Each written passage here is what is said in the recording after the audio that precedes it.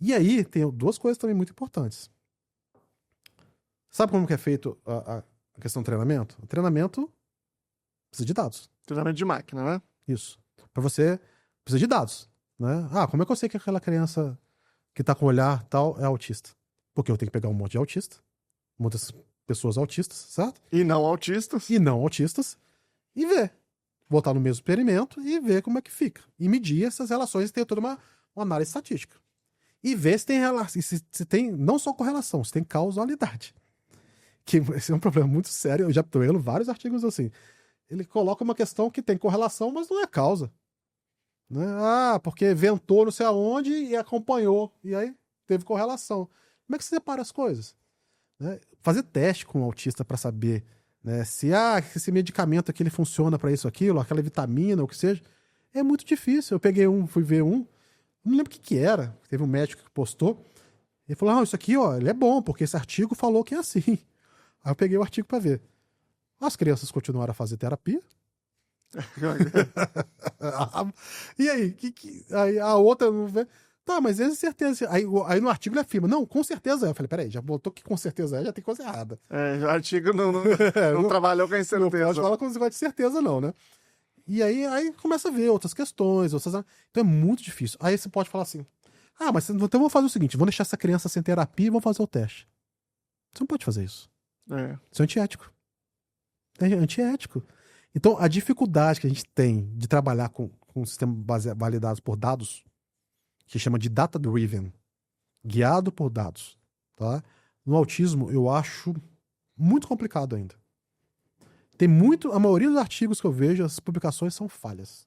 Você não consegue afirmar nada de nada, no final das contas, tá? Porque tem muita coisa uma influenciando na outra. Como é que você separa essas coisas? Então, eu li vários estudos sobre isso, principalmente dessas duas pessoas, que eles faziam estudo longitudinal. Porque aí você faz estudo com ele pequenininho, que ele não tem diagnóstico, e depois vê quem tem e quem não tem.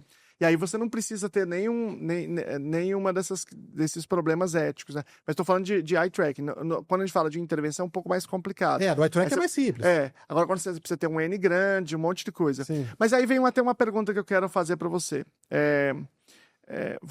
Nós temos um problema, só para lembrar uma coisa interessante, que uma outra limitação da ABID é que quem faz uma análise, uma ressonância magnética funcional, de um modo geral, é alguém que você dá um comando verbal, ele fica parado. Ou seja, autismo nível 1, normalmente. Lá faz 2 vezes.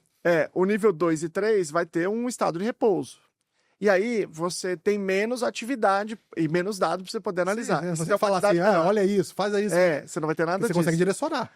Agora você precisa ter um N gigantesco. E você não pequeno. tem esse. Ele é pequeno e ele é localizado. Sim. Enfim, todas essas limitações. Mas a minha pergunta é a seguinte. Vamos imaginar que a gente não só desenvolva uma aprendizagem de máquina e tal, que a gente permita dizer com mais acurácia, mais sensitividade, mais sensibilidade, mais especificidade, se alguém tem autismo ou se não tem. Mas você falou uma outra coisa interessante, que é a estratificação. Ou seja, não é só ter ou não tem. Entre aqueles que têm, eu tenho um processo assim, eu tenho um funcionamento assado, eu tenho outro aqui.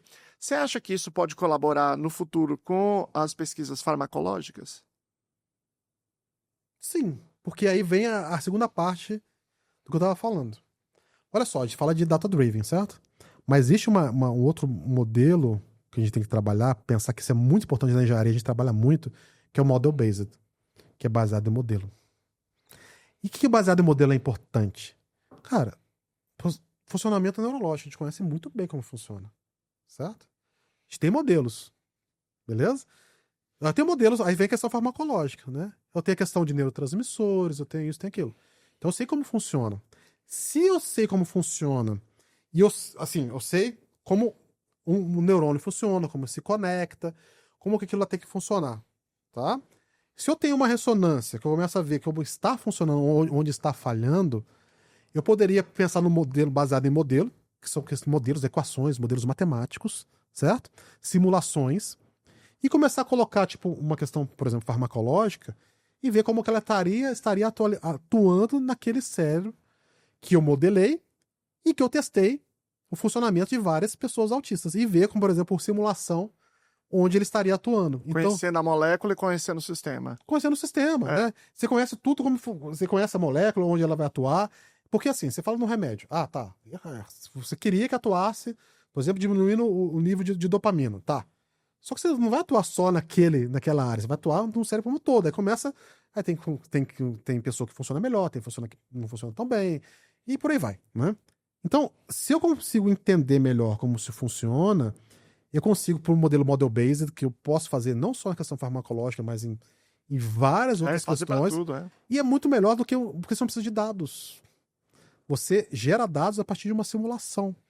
Obviamente, depois você vai lá e testa. Aí você consegue gerar dados com o seu teste em si.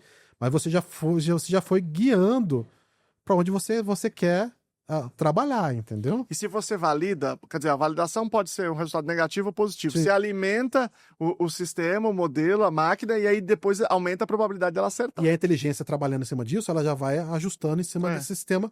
Que hoje a inteligência artificial que a gente tem, ela funciona, ela é muito baseada no que já tem postado na internet, que são zilhões de coisas.